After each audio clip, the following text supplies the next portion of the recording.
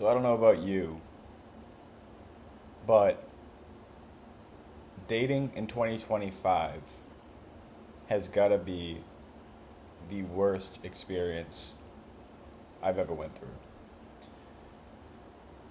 I had prior girlfriends, relationships through dating apps in the past, whether that be through Bumble, Hinge, Tinder. I just feel as though it has gotten progressively worse over the last 5 years or so.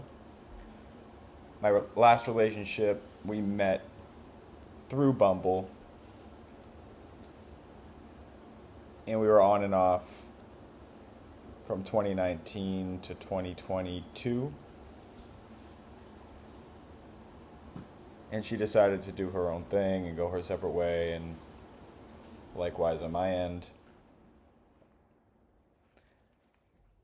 But being back on the apps is not a fulfilling experience. I feel as though it's just gamified. There's always a better option out there. You get ghosted, you have a conversation. Very little of those interactions actually lead to dates. And if they do lead to dates, at least from my experience, the ones that do lead to dates don't end up going anywhere. I had gone on a date with a girl named Mariah, maybe back in November, and it seemed a little too easy.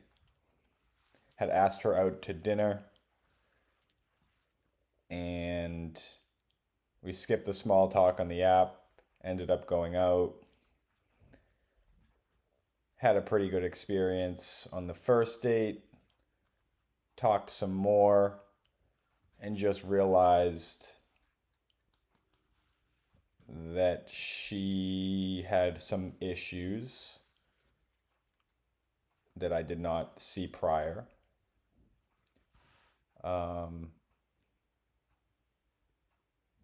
Parents were divorced, a lot of different things.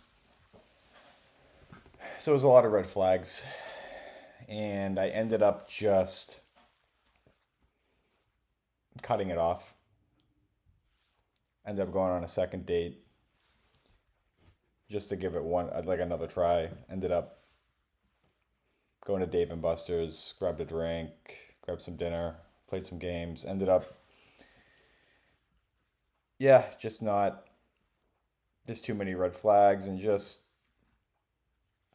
didn't feel as though that was going to go anywhere, and really wasn't my type, so to say. Um, and then yeah, you end up going through this cycle of just dating,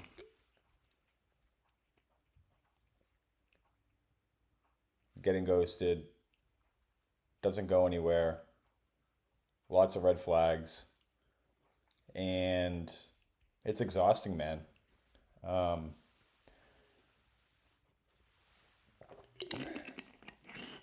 I'm a decent looking guy, I would say. I got a good job, have my own condo, have worked my whole life for what I have, was never gifted anything to me. Have a really good job, like I said, got my master's degree, well educated, very smart with financial decisions, like to have a lot of different hobbies. But it's frustrating, man. I feel as though I can't find that person.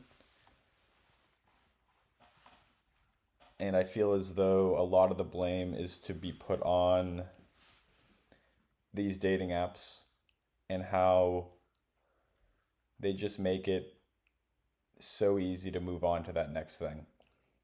Same thing with social media. social media, I think, has ruined a lot of things. People's expectations for people are just so egregious. It's ridiculous. The people you see on social media that have the Lambos and they live this crazy life and they make their life look so good. Most of the time it's not true. It's usually rented or um, leased or financed. And a lot of these girls, I feel as though, think that that is realistic expectations. And then you have really good guys, really good jobs, have their shit together, and still find it hard to, number one, get matches on the dating apps. Number two, if you get a match, you send a message, do you get a reply back? Maybe you don't, maybe you do. If you do get a reply back out of that conversation that you have and the small talk maybe you go through, how many times do you get ghosted? How many times does that actually lead to a date? Right? So you're just going through this churning cycle and it becomes extremely exhausting. Not good for your mental health. Doesn't make you feel good about yourself. I don't know.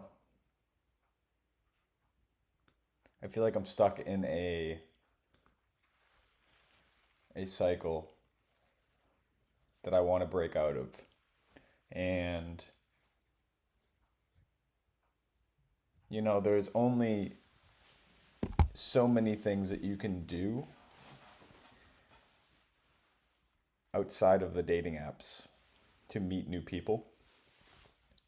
I can tell you a story that I had gone on a solo trip back in 2023 and went to Yosemite. I did the whole coastal highway in California. And I ended up meeting this really nice group of girls. Three sisters, Megan, Lauren, and Allison. And Megan was single, and her two sisters have significant others. Long story short, is I met them there. A very unique experience, right? Ended up having really good chemistry with Megan. We ended up hooking up. But she lives in Montana, right? Right now, at least. And she's from Houston originally. But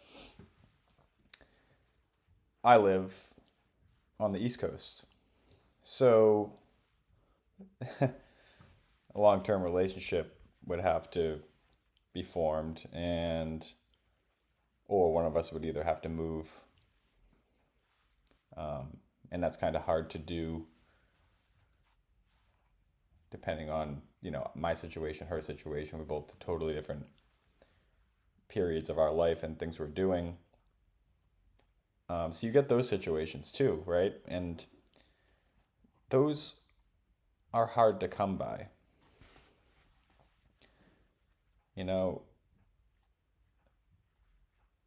Meeting people in person is definitely a preferred method, for me at least, and I think for most people, for relationships. But it's about the authenticity, I guess, of it, and right time, right place. You know, I I do go to the gym, and there is a lot of girls in the gym, but I don't like to date people from the gym because if that relationship doesn't go well, I don't like to shit where I sleep, so to say. So there's limited places to meet these people. You could go to bars, but then you go to bars and the quality of the people that you meet there might not be the best. And then the other aspect is like, out of the times that you go to the bar, how many girls are going to actually be single that are going to be at that bar when you go out, that are actually interested in you and you're interested in them. So there's a lot of variables in play with that. There is the option of joining clubs, right? Like people join running clubs. I don't particularly like running, so I wouldn't join a running club. I like to cycle. And definitely joining a cycling club could pose opportunities. I did powerlifting in college. Met a lot of really great people doing that. So I think there is value to different clubs that you can join. Had a couple good relationships in powerlifting. A couple really nice girls. Didn't go anywhere, but we were seeing each other for a little bit.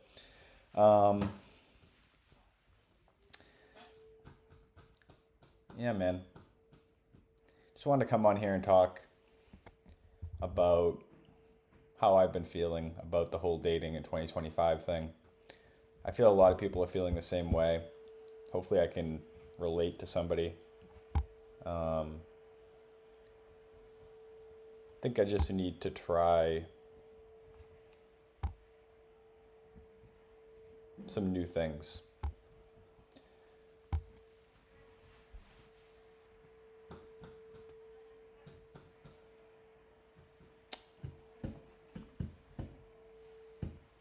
Because, yeah, man, sometimes life is lonely without somebody else in it. And I have a lot of friends, and I have a lot of family members that I stay very closely connected to. But not having somebody there day to day with you, to do activities with, to travel with, to do life with, go out to dinner with, and all the other things that you do as a bachelor on your own, sometimes you wish you had somebody else there with you. And just finding that person is pretty tough.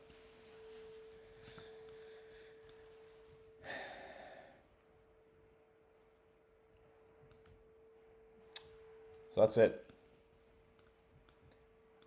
If you guys can relate, leave a comment down below. Hopefully this video helps somebody.